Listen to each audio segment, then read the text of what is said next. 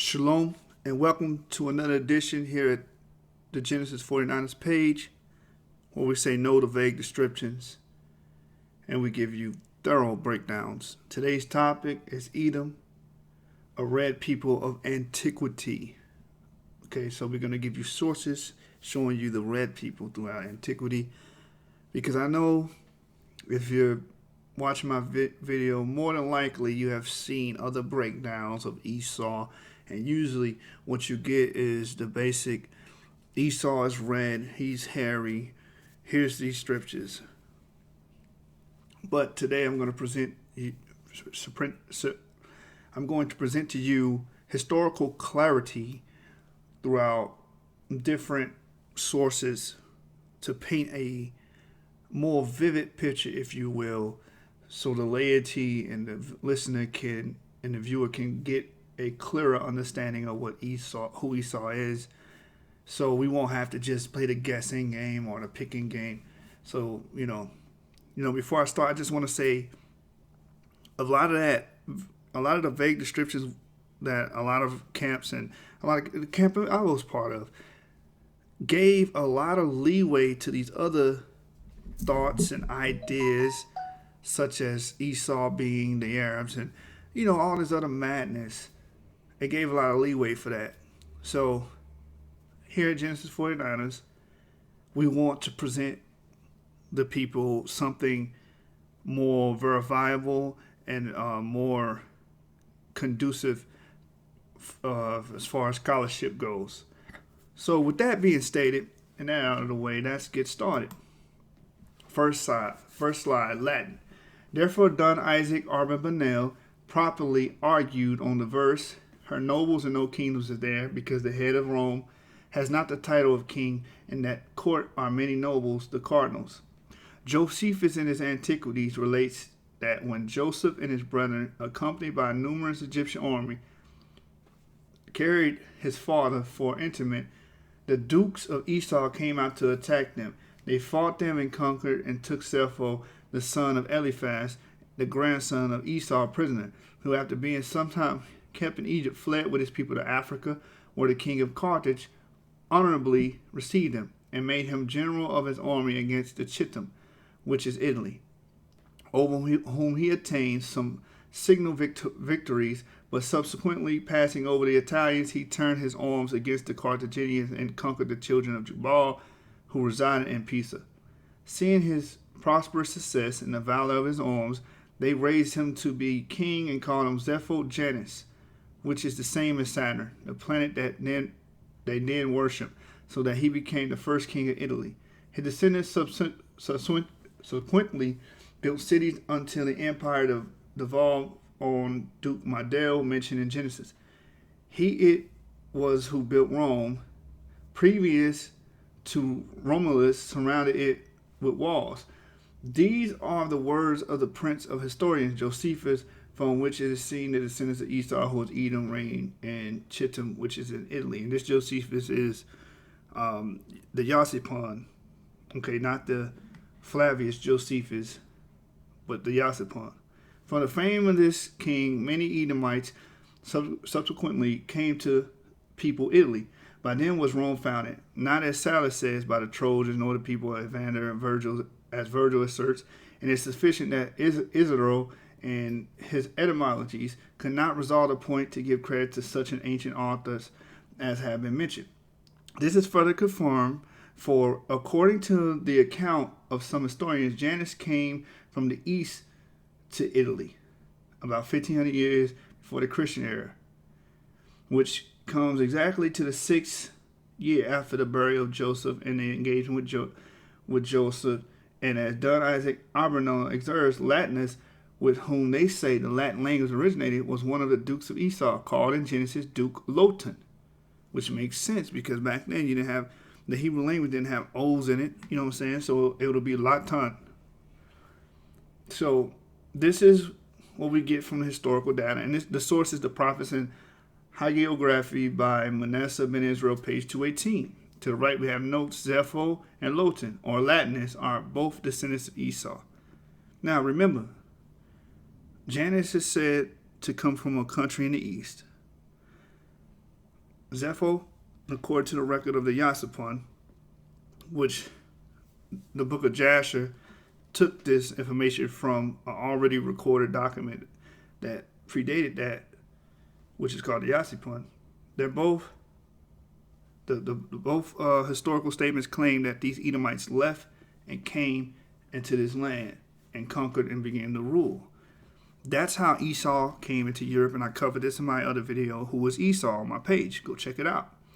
Next, remember that as we go to the next slide.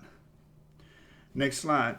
From the first book of Dionysius of Halicarnassus about the history of the Romans. Chapter 28, I'll start at verse 1. This city, mistress of the whole earth and sea, which the Romans now inhabit, is said to have had its earliest occupants, the barbarian Sicels, where you get Sicilian from, a native race. As to the condition of the place before their time, whether it was occupied by others or inhabited, none can certainly say. Now, the Sicels, according to the secular history, it was already inhabited before anybody known as Romans had came to this land. And that's what we tell you, that Japhet's seed ruled Italy before Esau came and interfered. It's even in their history that the people that are called Romans don't belong to the European plateaus, the European lands. Okay? But sometime later, the Aborigines gained possession of it, having taken it from the occupants after a long war. And that's what we read about Zepho warring with Kittim, giving some validity to that story. But watch this. These people had previously lived on the mountains in unwalled villages and scattered groups. They say that after them, the Pelagians and some of the Greeks conquered that region. At first, they were called Aborigines, but under Latinus, their king, who reigned at the time of the Trojan War, they began to be called Latins. And it's safe to assert that LOTAN, the Duke of Edom, or the Duke of Hor, depending on how you read the scripture, in Genesis 36, is that Latinus, or Latinus is of that line. You get the word Latin from Esau, Esau's line, his pedigree. 16 generations later, Romulus founded the city and expanded and raised its affairs to the greatest prosperity. See, Romulus, he expanded the city, but it was already found by Latinus, okay, according to the history. And then Dionysius continues in his narrative in these very words, Dionysius and Halicarnassus. There are some who affirm that the Aborigines from whom the Romans are originally descended were natives of Italy, a stock which came into being spontaneously. I call Italy all that the peninsula, which is bounded by the Ionian Gulf, which Ionian means Yuan, and the Tyrrhenian Sea, and thirdly, by the region where the Latins live. The Aborigines were called founders of families or ancestors, but others claim they were called vagabonds, coming together out of many places. Still others have a story of the effect that they were foreigners who came there from Libya. Where did the story Zepho, where did they say Zepho came from according to the Yasapon? He came from Africa. He fled Egypt, and he went from Africa, and then he went up and attacked Kittim, which he went to where Carthage is, which is in North Africa around Libya, Tripoli and all those places. So this is lining up very accurately with the history that the historian Yasapon supplied. But some of the Roman historians say they were Greeks, part of those ones who dwelt in Achaia, and they migrated to there many generations before the Trojan War. So you can see that this history is coinciding and basically collaborating with the history we've just read from the Yasapon. All right? Next slide. This is why it's important to go through sources, archaeology, and study this material so we can bring these scriptures to life, so we can bring what's going on in the scriptures to life, instead of just going out there and making statements. Prove it. Next slide. Italy. I presented this in, I think, the Who Was Esau video. I'm bringing it here again to just bring the point out even more. So it says, Idomenus, on finding that his life was in danger, sailed for Italy, where he built soon after his arrival the city of Petilia near Salientum, or according to some, Salientum itself. Idomenus, which is, according to, you can see the name Esau, Edom in there, However, afterwards returned, and as well as married and died in his own country, where a magnificent tomb were erected to them. So you see Esau having relationships with Italy again. Just like the Yasipon said. Okay? And King Latinus, which we could easily see a connection linguistically with the Duke LOTAN or LOTAN. Right? Which is where the Latin language comes from. It says, where a magnificent tomb was erected to them, at which they received divine honors. The Cretans sacrificed to them as heroes, and then there was invoking them as their protectors. This tomb was still visible at the time of Diodorus at Knossos, with the inscription, "Here lies Marion by the side of Edomaeus," which is of Edom. All right? Judaic, it says, from that day henceforth, Gondalas and his armies of the kings of Africa used to ravage the land of Kittim for spoil and plunder. Zepho always accompanied them. When this Zepho, the son of Eliphaz, traveled to Africa, to Kittim, the inhabitants received him with great honor and presented him with many gifts, that he became very rich, and the troops of Africa spread themselves all over the land of Kittim. And they, having assembled, ascended the mountain of Caporizo. Chronicles Jeremiah. So it's saying the same thing. Another Jewish historian, Chronicles Jeremiah in the Middle Ages, records this. Okay? And we read earlier in the Roman history that foreigners came and took down ancient Italy and became the inhabitants after that. Which you have King Latinus, which that's where the Latin language comes from. Which King Latinus is the Duke LOTAN, or LOTAN. When you read Genesis 36, of the posterity of Esau. You can't make this stuff up. So next slide. Now this is a Arabic source right here, Islamic source. We can go into what they say about it. In contrast to the Persians, the Arabs called themselves black. The Arabs called themselves black, or in general dark color. Because some people say, oh, the Arabs are the white man. First of all, Arabs is a mixture of things. Okay, let's just put that out there.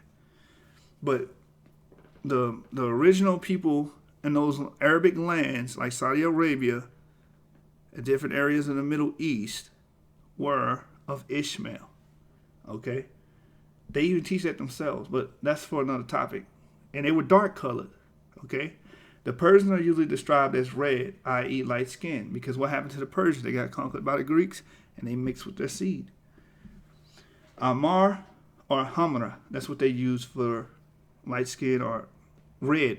People that look red, like white people, because the blood shows forth to their skin. It says the Banu el-Arar were called in Kufa al-Amira. Consequently, this color designation applies to the Mawali, a man of the term Allah, reddish as if he were Mawala. Red is here used of a lighter color in general. The same color attributes is used on other non-Arab races. In Spain, the Arabs called the indigenous Christians, which I revealed in my video, who was Esau. We called the Christians Edomites, and we called them red. Red and white, that blood showed forth to their skin. This is the same thing the Arabs called them. We called them. It says, red here is used lighter color in general. The same color attributes used also other non-Arab races. In Spain, the Arabs called the indigenous Christians Banu el-Hamra or al-Hamra. It need not be specially emphasized that Mudar al-Hamra does not belong here, but is derived from a particular legendary reason. A description of a non-Arab nation as light-skinned is also al-Dama al-Askad. The Franks were also sometimes called Shukar. Okay? It's going to explain why. And this group belongs to the Banu Asfar, a description of the Greeks which is found in a poem ascribed to the pre-Islamic Ad B. Zaid. The literature on this attribute is collected by Steinschneider. One could add the excursus and Ibn Khalikan, number 799. On this name, which is also found in Al-Bukhari, number 7 Asfar, as in fact used in contrast to Aswad. Genealogists who were not satisfied with the correct meaning of the words as the color description saw it as far, the name of the grandchild of Esau, Al-Asfar, father of Rumil, the ancestor of Rum, which is Rome. This is no other than Zepho in Genesis. This is who they taught us with, Zepho, because they believe he is the progenitor of the Edomite Romans. And what do they call him? red. They call them aspharter, describing the Greeks, describing these Edomites, signifying them as red people. All right, so next slide. Oh, I got Ahamner means red Greeks, Asphar, Romans and Greeks, linking them with Esau. And that's the source is Muslim Studies, page 268 by Goes Higher. I go side here. Next slide. The Romans are descended from Rum, son of Esau, son of Isaac, son of Ibrahim, the friend of God, and they are named after their ancestors. It is related that Esau had 30 sons, of whom Rum was one. But these Romans have been joined by the tribes that did not belong to them, namely Tanukh, Nid, and Sulim, and Gassan. These tribes were in Syria, and when the Muslims drove them out, they entered into the land of Romans and mingled and multiplied, and then when they were reckoned as Romans by descent. But they are not Romans, and the Roman genealogists know the fact. A History of Arabs in Sudan by Sir Harold Alfred, page 199. So this is what they teach. They teach the Edomites are the progenitors of Rome within the Arabic literature. Okay? So you trying to say the Arabs of Esau, but they teach who Esau is. They know who Esau is throughout their ancestors knew who Esau was. But you're not going to regard that because you want to go off of your interpretation and your teacher's interpretation, and you want to have an interpretation fight. I'm not about interpretation fighting. I'm about getting down to the bottom of it and learning the truth. Next slide. Again, Roman. The king of Pontus, who has been compared to the Greek Hannibal, had, it is true, the vast projects and ungovernable will of the chief and the mercenaries. But let's get to the point. When he confronts the Roman, it says, the fierce face of the Roman, at the bottom, it says, the fierce face of the Roman, his red hair, his green eyes, and his red complexion spotted with white, particularly amused the besieged. They cried to him. So how does this Roman look? This Roman is described as red complexion with white because he's talking about his skin being pale and he can see the blood coming through his skin, making him look or appear red. So the Romans were identified as red people.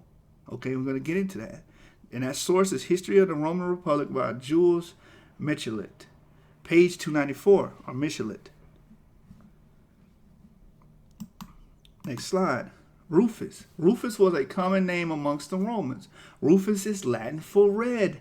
For example, Pompeius Rufus, Sulpius Rufus, and Titius Rufus. Okay? Renowned people. And I believe that's Justinian right there. And look at him. He's red. The blood is showing forth through his skin. He's depicted red, how his skin works, how his body works. This is why they are called the nation of Edom. It's not hard. And we know about black people calling other black people red, but they understood that. Like if we go to West Africa, they'll call a black person Coco. But that red they're talking about is not talking about Edomites red. They're not saying they look like Caucasians or look like this. Because if I look that color up, it's gonna be like my skin tone, very, very dark brownish. Anyway, next slide. Okay. Ionian, you won. Keep that in mind. The first source is Erythrus means the red or blushing one. I want you to have that definition in your mind. Erythrus, one of the 12 cities of the Ionian League, or the Joan League, or the Joanian League, right? Which this is Japheth's children, but one of the 12 cities of his league was Erythrus, called Red. Okay, on the coast opposite the island Chios, allegedly founded by a party from Crete and later by the Ionians under Synopsis and Codrus, and the city was prosperous from the start, for all in turn which the rest of Ionia under Lydia and then Persia. Erythrus was later a member of the Delian League. An important inscription, probably late 450 BC, shows Athens brazenly regulating her affairs to suit Athenian interests. Apparently, after revolt, her later assessment of 7 talents was among the highest in Ionia, and the fourth country, Erythrus, was in the hectomomid, Persian satrapal sphere of influence.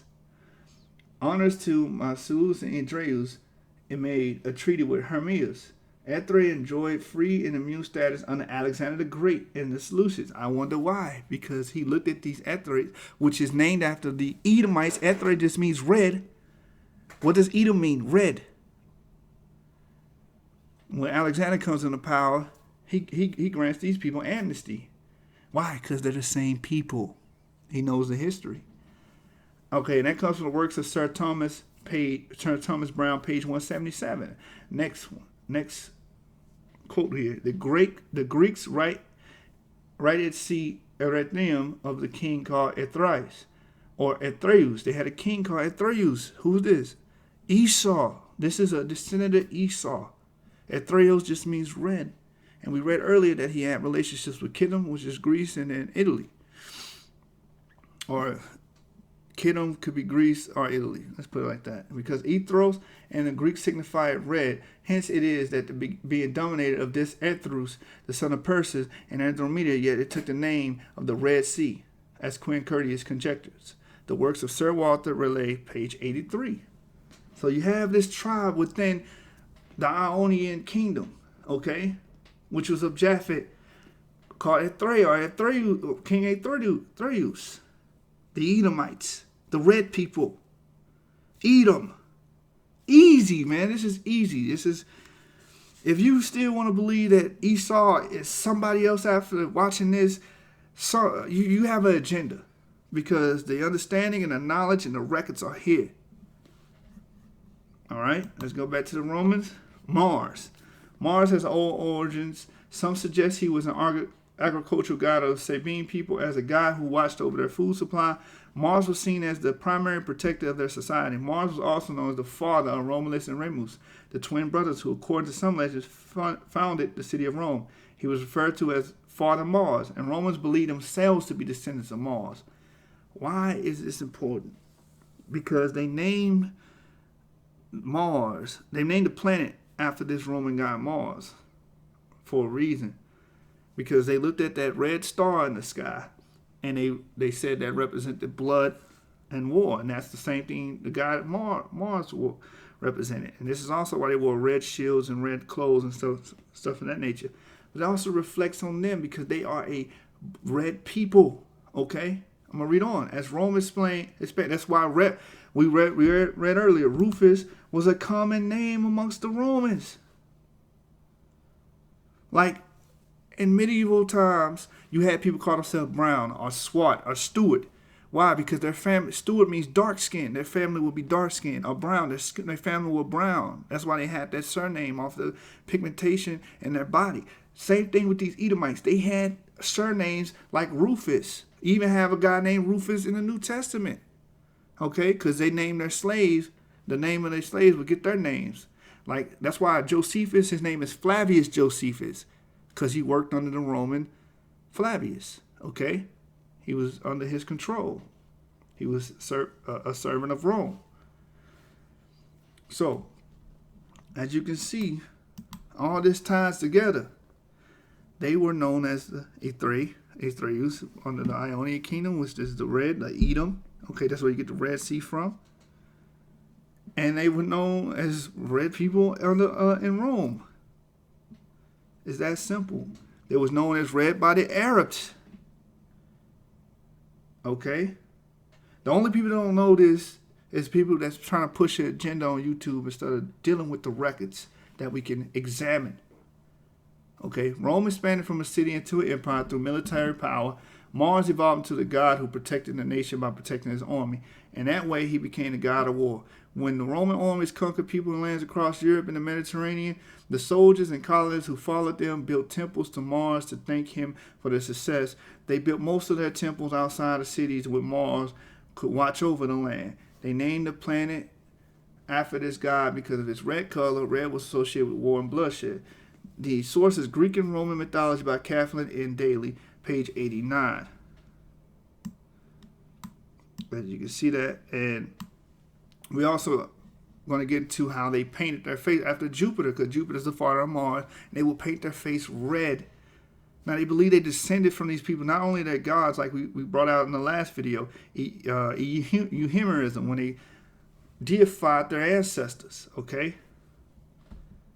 So they know they come from someone known of being red, which is what? Edom. It's not hard, man. Just don't make it hard. All right, the last few. Let's get to it. Let's get to it. Yeah, let's do that right there. Boom.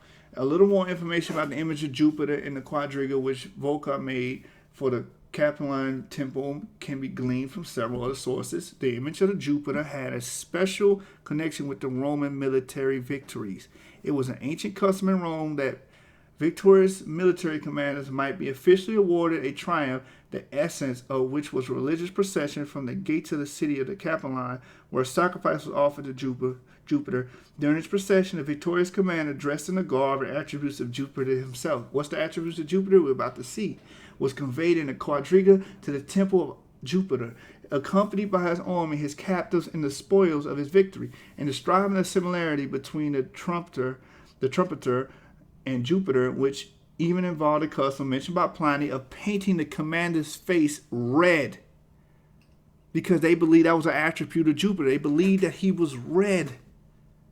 Why? Because they believe they come from a red deity.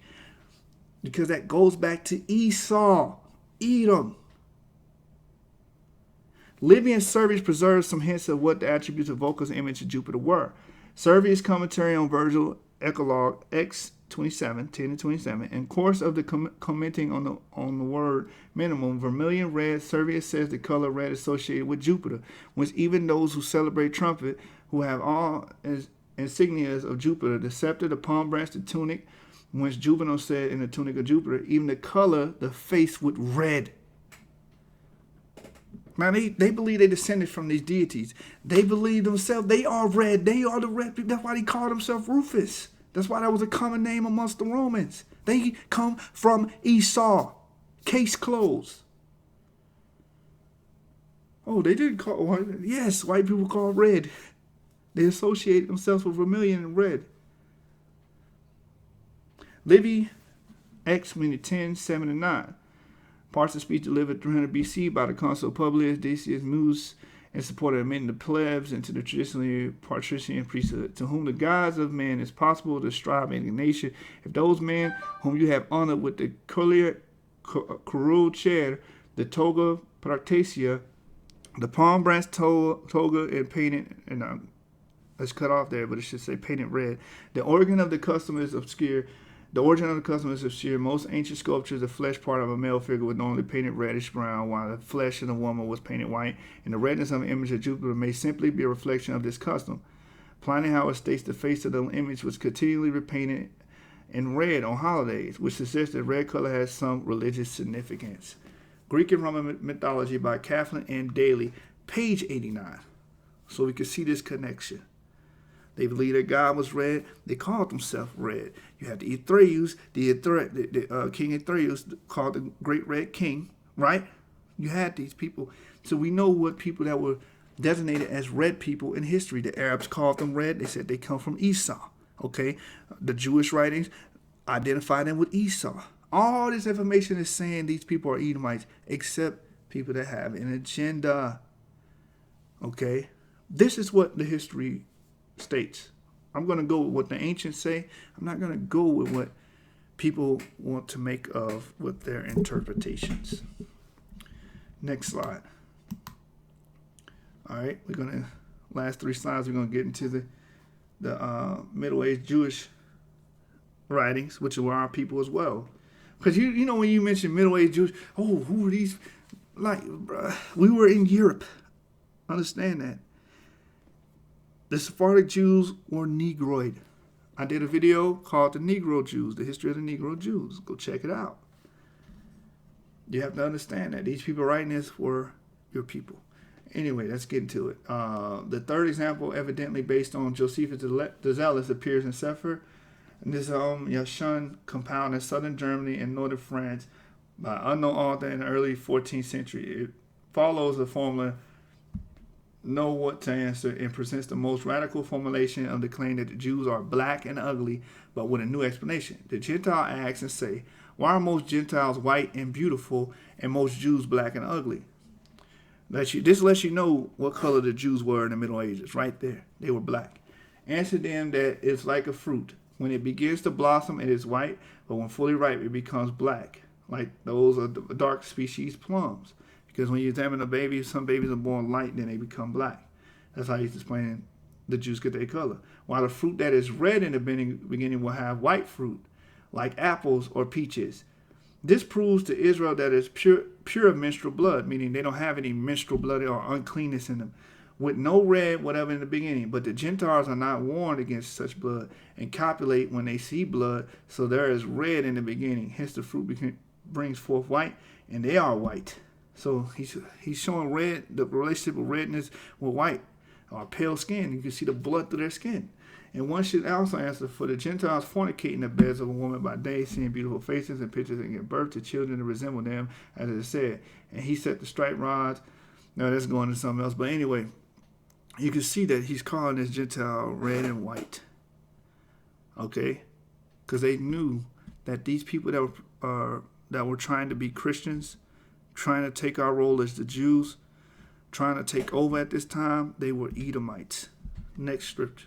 Well, next slide. And you can see I got the scripture, Genesis 25:25. And the first came out red all over like a hairy garment, and they called his name Esau. What nation was reputed as being red? We just went all over. The Romans. You had the sect of the Grecians. The Ionians, was King Erythrus, and then the Erythrians. Okay, we can clearly see who fits this. And the polemic writings repeat the same arguments since the authors copy from one another. Sefer, Joseph Ha-Mekhanah, Joseph the Zealous, written by Joseph Bar Nathan of Zil in northern France in the middle of the 13th country, contains the following dispute between an apostate Jew and the other's fathers, are Robert and Nathan. I made you contemptible and base before all people. Malachi 2:9 said a certain apostate, Rabbi Nathan, you are uglier than any people on earth, and our people are very handsome. He replied, those big plums that grow along the scene, what blossom they have? He said to him, white. And what color is the apple blossom? He said, red. He answered, that is what we are from, a pure white seed, which is the sperm, and our faces are dark. They become dark when they get older. While you Edomites, a red race, conceived from a menstrual woman, so that you are yellow and red. The blonde hair and the complexion is red because of the blood. We looked at the picture of Justinian. He was depicted as a red, white, palish person. Conceived from a menstruous woman, so that you are yellow and red. So, as you can see, we understood who the Edomites were. These people that were going around pretending to be Christians during the 1300s, 1400s, taking our kingdom from the end of the Dark Ages, going into the Renaissance, were Edomites. Okay, we understood that. Descendants of Rome, descendants of Alexander and the Macedonians, descendants of Esau, ultimately. We can see that. And that's from the image of the black and Jewish culture, A History of the Others by Abraham Melamed. And I don't think I said this. Let me go back. Oh, yeah, it's both the same book. That's page 34, the other's page 27. Last one. Truth. Research.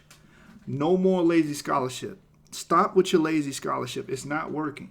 Okay, it's just creating confusion, like I said before. You just giving room to these other sects that want to come with interpretation and make up their own, or make up something, or push something out there, push another agenda.